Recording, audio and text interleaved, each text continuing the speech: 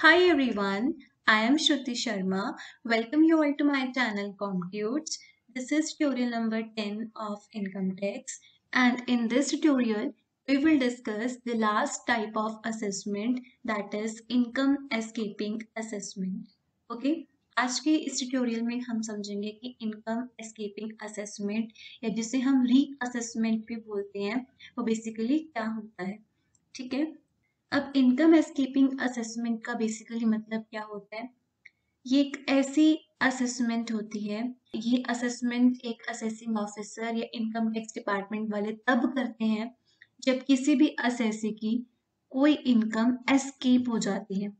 That means कि अगर किसी भी असेसी की कोई भी इनकम या कुछ भी पोर्शन ऑफ इनकम जो है किसी साल का, किसी फाइनेंशियल ईयर का, वो टैक्स लगने से बच जाता है, यानी उस इनकम पर असेसमेंट नहीं हुई है या वो इनकम रह जाती है असेस होने से, तो ऐसी इनकम को हम बोलते हैं एस्केपिंग इनकम। और जब हम उस इनकम के ऊपर असेसमेंट करते हैं तो उसे हम बोलते हैं income escaping assessment.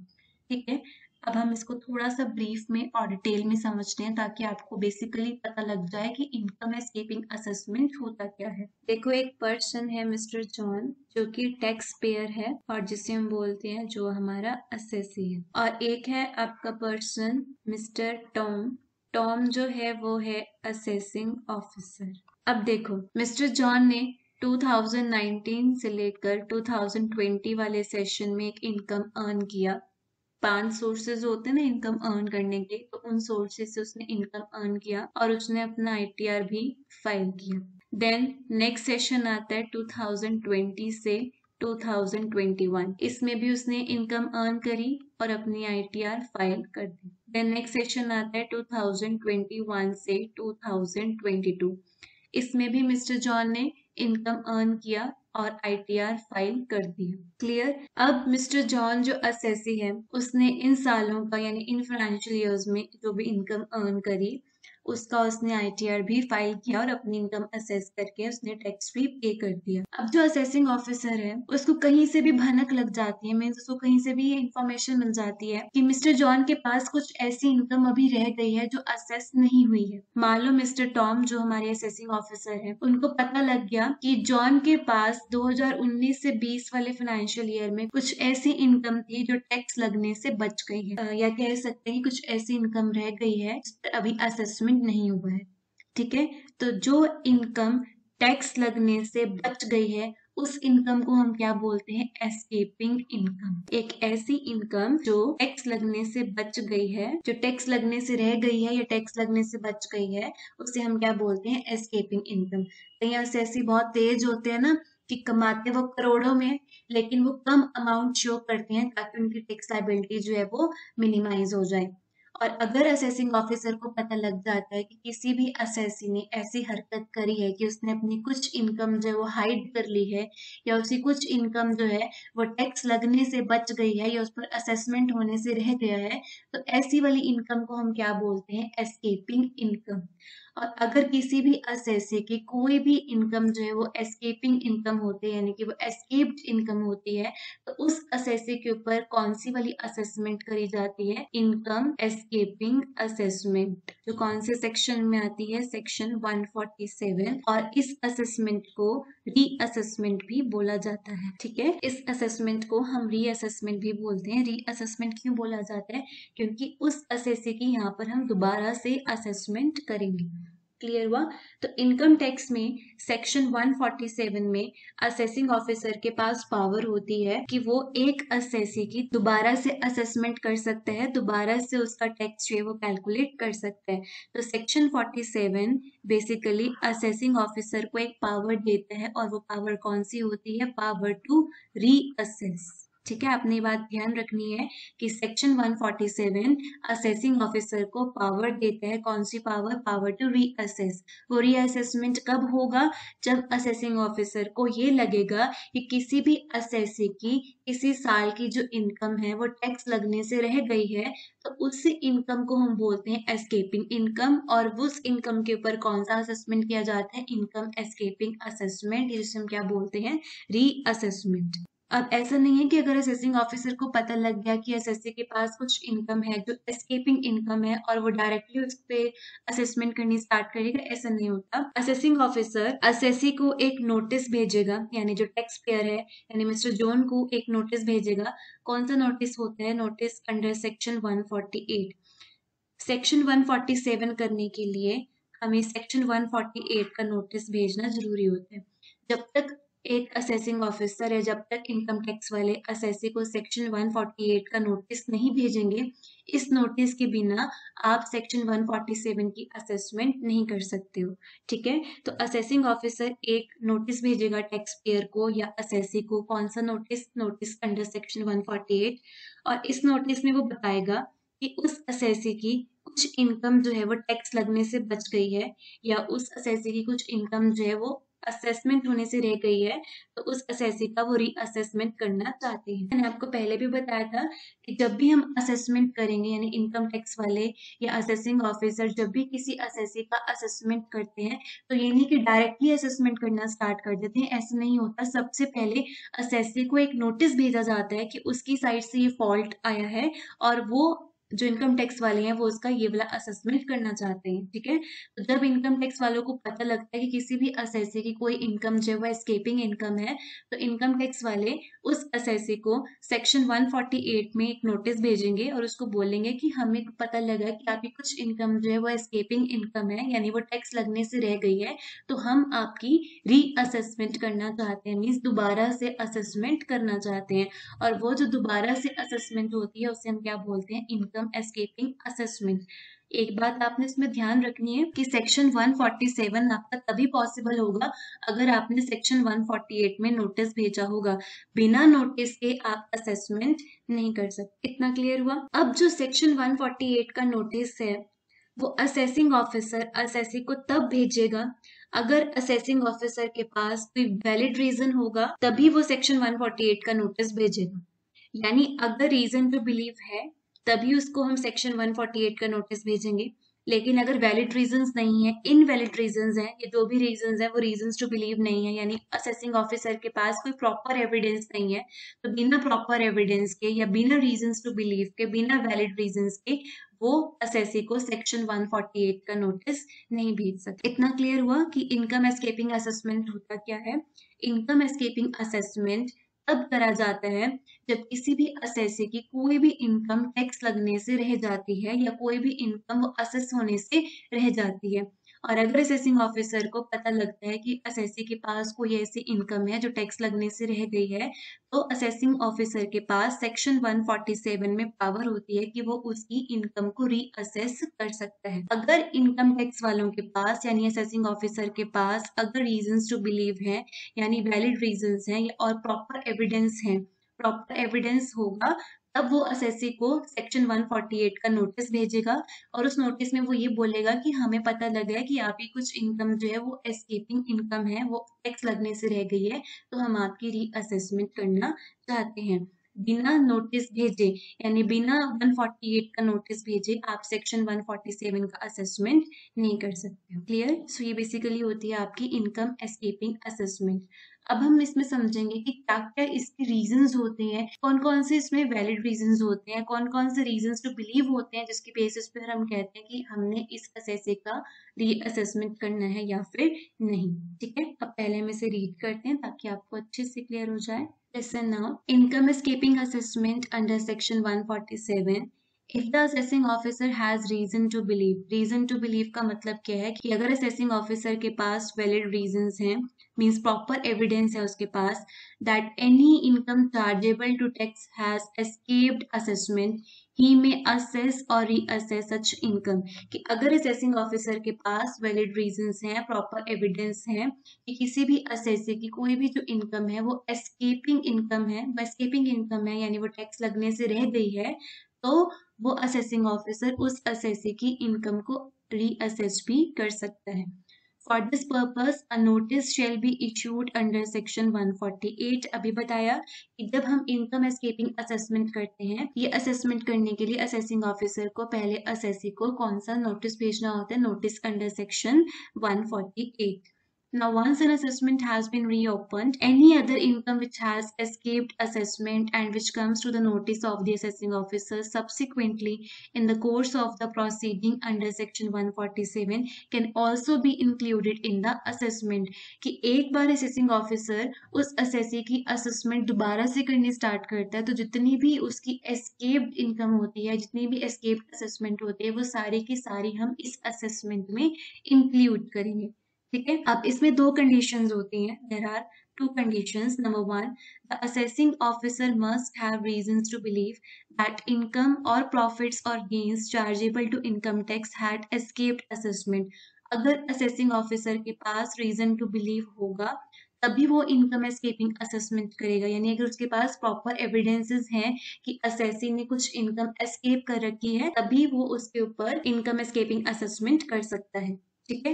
And then second, such an escapement had occurred by reason of either omission or failure on the part of assessee to disclose fully or truly all material facts necessary for his assessment of that year. ये जो escapement है तब होगा कि अगर मान लो assessee की side से उसने अगर वो कुछ इनकम उसकी साइड से होगा कि ओमिशन हो गया कि वो भूल गया कि ये वाली इनकम को भी असेस करना था या उसने अपनी इनकम फुली डिस्क्लोज नहीं करी. मान लो किसी असेसी की जो इनकम है वो 90 लाख रुपीज है सपोज और उसने 75 लाख रुपीज शो कर रखी है तो उसने फुली इनकम डिस्क्लोज नहीं कर रखी या ट्रू इन्फॉर्मेशन नहीं प्रोवाइड कर रखा. क्यों नहीं कर रखा? अपनी इनकम को वो हाइड करने की कोशिश कर रहा है ताकि उसकी जो टैक्स लायबिलिटी है वो मिनिमाइज हो जाए.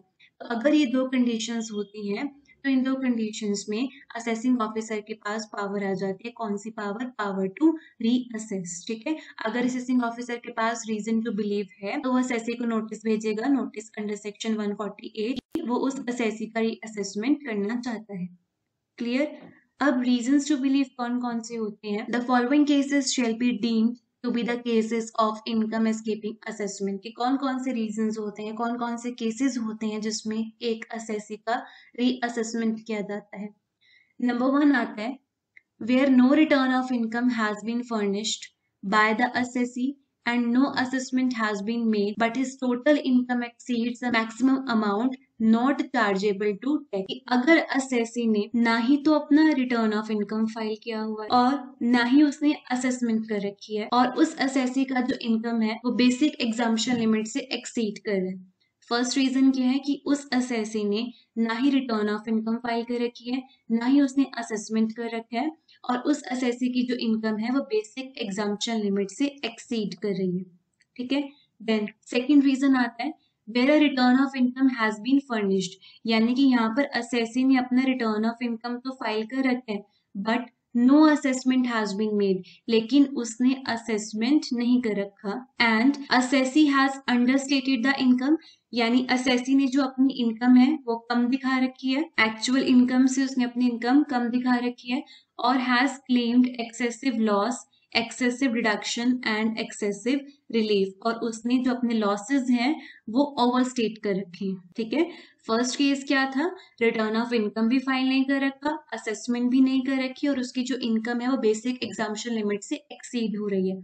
सेकेंड रीजन क्या है कि उस असेसी ने रिटर्न ऑफ इनकम तो फाइल किया हुआ है लेकिन उसने असेसमेंट नहीं कर रखा और उसने अपनी जो इनकम है वो कम दिखा रखी है. यानी इनकम उसकी अंडरस्टेटेड है वेयर एज उसने जो अपने लॉसेस हैं वो ज्यादा क्लेम कर रखे हैं. यानी कि जो उसके लॉसेस हैं वो ओवरस्टेटेड है. क्लियर.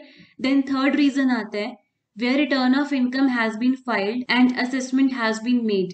कि अब इस केस में जो असेसी है उसने अपना रिटर्न ऑफ इनकम भी फाइल कर रखा है, उसने असेसमेंट भी कर रखी है लेकिन इनकम जो है वो उसकी अंडर असेस है. यानी उसकी जो इनकम है वो उसने अपनी कम में असेस कर रखी है. मान लो अगर उसकी जो इनकम है वो 50 लाख है और उसने 40 लाख की असेसमेंट कर रखी है. 10 लाख की जो इनकम है उसके ऊपर उसने असेसमेंट नहीं कर रखा, अंडर असेस है यानी फुली डिस्क्लोज नहीं कर रखा. सेकंड क्या है? Excessive loss, depreciation and any other allowance has been allowed to the assessee. कि असेसी ने लॉस, डेप्रिसिएशन और जो रिलीफ है वो एक्सेस में क्लेम कर रखा है. और थर्ड है the income has been assessed at a lower rate. कि उस असेसी ने जो अपनी इनकम है वो लोअर रेट में असेस कर रखी है. अगर उसने कम रेट में असेस कर रखा होगा तो इस केस में क्या होगा? गवर्नमेंट के पास जो टैक्स कलेक्शन है वो नेचुरली कम होगा. ठीक है, तो 3 रीजंस हमने अभी डिस्कस की। पहला कौन सा था कि उसने रिटर्न ऑफ इनकम भी नहीं फाइल कर रखा और ना ही उसने अपना असेसमेंट कर रखा है, लेकिन उसकी जो इनकम है वो बेसिक एग्जम्पशन लिमिट से ज्यादा है। सेकंड रीजन क्या है, रिटर्न ऑफ इनकम तो फाइल किया हुआ है लेकिन असेसमेंट नहीं कर रखा और इनकम उसकी अंडरस्टेटेड और लॉसेस उसने ज्यादा क्लेम कर रखे हैं। देन थर्ड रीजन क्या है कि असेसी ने रिटर्न ऑफ इनकम भी फाइल कर रखी है, असेसमेंट भी कर रखी है, लेकिन उसकी जो इनकम है वो अंडर असेस्ड है, यानी उसने इनकम कम असेस कर रखी है, लॉसेस डेप्रिसिएशन और रिलीफ उसने ज्यादा क्लेम कर रखी है, और जो उसकी इनकम है वो लोअर रेट पर असेस हो रखी है। ठीक है, देन फोर्थ रीजन आता है where a person is found to have any asset including financial interest in any financial entity located outside India. Fourth reason क्या कहता है कि मान लो किसी भी पर्सन के पास कोई भी एक ऐसी एसेट है या कोई भी फाइनेंशियल इंटरेस्ट है फाइनेंशियल एंटिटी में इंडिया से बाहर। मान लो 2018 में मिस्टर जॉन के पास कोई भी एक ऐसी एसेट थी या कोई भी साइनिंग अथॉरिटी थी जो फॉरेन कंट्री में, और असेसिंग ऑफिसर को या इनकम टैक्स वालों को इस बारे में पता लग जाता है कि मिस्टर जॉन के पास कोई ऐसी एसेट भी है जो इंडिया के बाहर है और उसे 2018 में वहां से इनकम हो रहा है, या कोई ऐसी साइनिंग अथॉरिटी है मिस्टर जॉन के पास जो इंडिया से बाहर है। ठीक है, तो अगर असेसिंग ऑफिसर को इसके बारे में पता लगता है कि मिस्टर जॉन के पास कोई फाइनेंशियल इंटरेस्ट है which is located outside India, तो उसका हम केस पिक करेंगे और उसकी इनकम एस्केपिंग असेसमेंट करी जाती है। क्लियर। देन लास्ट रीजन आता है कि where the assessee has failed to furnish a report of TPO, that is transfer pricing officer, in respect of any international transaction। अब इसका मतलब क्या होता है कि जो इंटरनेशनल ट्रांजेक्शन जब हम करते हैं तो उसकी रिपोर्ट इनकम टैक्स वालों को देनी होती है। ठीक है, अब मान लो मिस्टर जो ने कोई भी इंटरनेशनल ट्रांजेक्शन करा है तो इंटरनेशनल ट्रांजेक्शन की रिपोर्ट अगर उसने असेसिंग ऑफिसर को नहीं दी है, असेसिंग ऑफिसर को इसके बारे में पता ही नहीं है, तो अगेन उसका जो केस है वो हम इनकम एस्केपिंग में पिक करेंगे और उसकी रीअसेसमेंट करेंगे। क्लियर हुआ। तो ये बेसिकली 5 रीजंस होते हैं जिन्हें हम क्या बोलते हैं, रीजंस टू बिलीव। अगर ये 5 रीजंस असेसिंग ऑफिसर के पास होंगे विद प्रॉपर एविडेंस, तो असेसिंग ऑफिसर असेसी को नोटिस भेजेगा। कौन सा नोटिस? नोटिस अंडर सेक्शन 148, और उसमें क्या बताएगा कि हमें पता लग गया कि आपके पास कोई ऐसी इनकम है जो अभी असेस होने से रह गई है, या ऐसी इनकम है जो अभी टैक्स लगने से रह गई है, तो हम आपकी दोबारा से असेसमेंट करना चाहते हैं। इसे हम क्या बोलेंगे, रीअसेसमेंट और इनकम एस्केपिंग असेसमेंट। ठीक है, इतना क्लियर हुआ। तो ये होता है बेसिकली इनकम एस्केपिंग असेसमेंट और उसके रीजंस टू बिलीव, किन किन केसेस में हम इनकम एस्केपिंग असेसमेंट करते हैं। अब आपने इसमें 2-3 पॉइंट्स हैं वो ध्यान रखनी है जो बहुत इंपॉर्टेंट है। फर्स्ट पॉइंट क्या आता है कि जब भी एक असेसी का हम दोबारा से असेसमेंट करेंगे यानी रीअसेसमेंट करेंगे अंडर सेक्शन 147, तो असेसिंग ऑफिसर को पहले उस असेसी को एक नोटिस भेजना होगा। कौन सा नोटिस? Notice under section 148। इस नोटिस के बिना हम उस असेसी का दोबारा से असेसमेंट नहीं कर सकते। ठीक है, दैट मीन्स कि आपका जो इनकम एस्केपिंग असेसमेंट है वो तभी होगा जब आपने असेसी को सेक्शन 148 का नोटिस भेजा होगा। क्लियर। देन सेकंड आता है इसमें असेसिंग ऑफिसर जो सेक्शन 147 तब तक नहीं लगा सकता जब तक उसके पास रीजंस टू बिलीव नहीं होंगे। अगर रीजंस टू बिलीव हैं यानी प्रॉपर रीजंस हैं, प्रॉपर एविडेंसेस होंगे जो हमने यहाँ पर डिस्कस करे हैं, अगर रीजन टू बिलीव होगा तभी उसका असेसमेंट किया जाएगा। अगर रीजंस टू बिलीव नहीं है यानी आप किसी गॉसिप्स के बेसिस पे, किसी र्यूमर के बेसिस पे, किसी सस्पिशंस के बेसिस पे हम उस असेसी का रीअसेसमेंट नहीं कर सकते। ठीक है, जितने भी आपके र्यूमर्स हैं, गॉसिप्स हैं, ये जो भी आपके सस्पिशंस हैं, ये रीजंस टू बिलीव का पार्ट नहीं होता। Clear. Then third main point आता है अगर असेसी ने अपना आईटीआर फाइल किया होगा तभी असेसिंग ऑफिसर असेसी को रीजंस टू बिलीव दे सकता है। अगर असेसी ने अपनी आईटीआर ही नहीं फाइल कर रखी होगी सपोज, तो असेसिंग ऑफिसर को कैसे पता लगेगा कि उसकी कुछ इनकम जो है टैक्स लगने से बच गई है। ठीक है, तो असेसी को आईटीआर फाइल करना मैंडेटरी होता है। जब वो आईटीआर फाइल करेगा उसके बेसिस पे असेसिंग ऑफिसर असेसी रीजंस देगा कि उसकी वाली जो इनकम है वो टैक्स लगने से रह गई है, और तभी उसके पास कौन सी पावर आएगी, पावर टू रीअसेस। क्लियर। उसके बाद नेक्स्ट आता है कि असेसिंग ऑफिसर के अगर आपस में जो ओपिनियंस हैं अगर वो चेंज हो रहे हैं तो वो रीजंस टू बिलीव का पार्ट नहीं हो। ठीक है, ये भी आपने ध्यान रखना है। नेक्स्ट पॉइंट आता है कि जब असेसी अपना आरओआई फाइल करेगा यानी अपनी ITR फाइल करेगा, तो असेसिंग ऑफिसर को जो भी रीजंस टू बिलीव लग रहे हैं वो उसे असेसी को भी कन्वे करना पड़ेगा। अभी जब हमने पढ़ा था तो मैंने आपको बताया था कि जब असेसिंग ऑफिसर को पता लग जाता है कि किसी भी असेसी की इनकम एस्केप्ड है तो वो उसे सेक्शन 148 का नोटिस भेजेगा। तो सेक्शन 148 के नोटिस में बेसिकली वो उसे रीजंस ही बताएगा कि क्या रीजंस हैं जिसकी वजह से हम उसके ऊपर दोबारा से असेसमेंट करना चाहते हैं। ठीक है, देन लास्ट पॉइंट आता है इसमें कि जो भी असेसिंग ऑफिसर ने रीजंस रिकॉर्ड करे हैं अगर वो वैलिड नहीं है, यानी अगर असेसिंग ऑफिसर ने जो भी रीजंस रिकॉर्ड करे हैं, और रीजंस कब रिकॉर्ड होंगे, जब असेसी ने अपने ITR फाइल कर रखा होगा। तो असेसिंग ऑफिसर ने जो भी रीजंस रिकॉर्ड करे हैं अगर वो रीजंस वैलिड नहीं है, सपोज करो वैलिड नहीं है, तो उस केस में असेसी उस असेसमेंट को चैलेंज भी कर सकता है। ठीक है, कि अगर असेसिंग ऑफिसर ने जो भी रीजंस रिकॉर्ड करे हैं, कैसे रीजंस की रीअसेसमेंट के लिए, और अगर वो रीजंस जो है वो वैलिड नहीं है, तो उस केस में असेसी उस असेसमेंट को चैलेंज भी कर सकता है हाई कोर्ट में। और कैसे? Through writ petition. Writ petition का मतलब क्या होता है? रिट की हेल्प तब ली जाती है जब किसी भी प्रॉब्लम का सॉल्यूशन नहीं होता। ठीक है, तो जो आम जनता है यानी जनरल पब्लिक जो है, अगर उन्हें किसी के भी खिलाफ एक्शन लेना है तो वो हाई कोर्ट में अपना रिट पिटीशन देते हैं।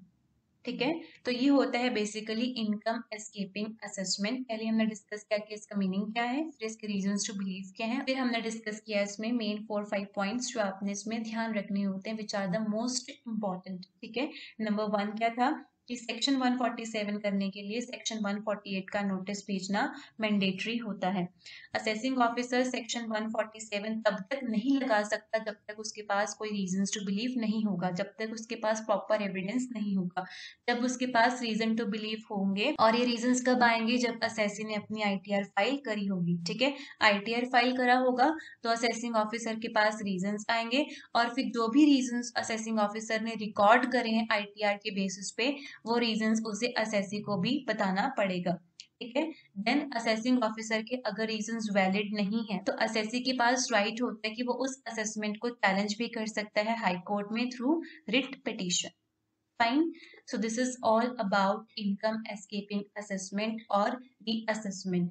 तो यहाँ पर हमारा कंप्लीट होता है 5 types of assessment. I hope आपको ये पांचों की पांचों असेसमेंट अच्छे से क्लियर हो गई होगी, और अगर आपको फिर भी इन पांचों असेसमेंट में कोई भी डाउट होगा या आपकी कोई भी क्वेरी होगी तो आप अपने डाउट्स और अपनी क्वेरीज कमेंट सेक्शन में मेंशन कर सकते हैं।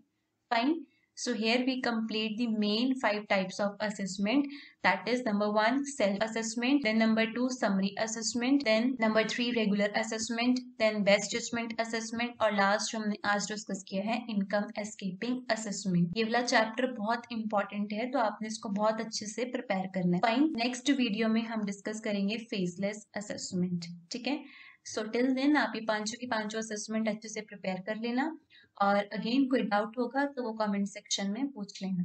Fine, so students, this is all about today's session. Thank you for watching this video. If this video is helpful for all of you, then please do share your valuable feedback in the comment section, as your feedback really matters a lot. And also do hit the like button, and do share this video and my channel with your friends and classmates too. Thank you, bye bye, take care, have a great day ahead.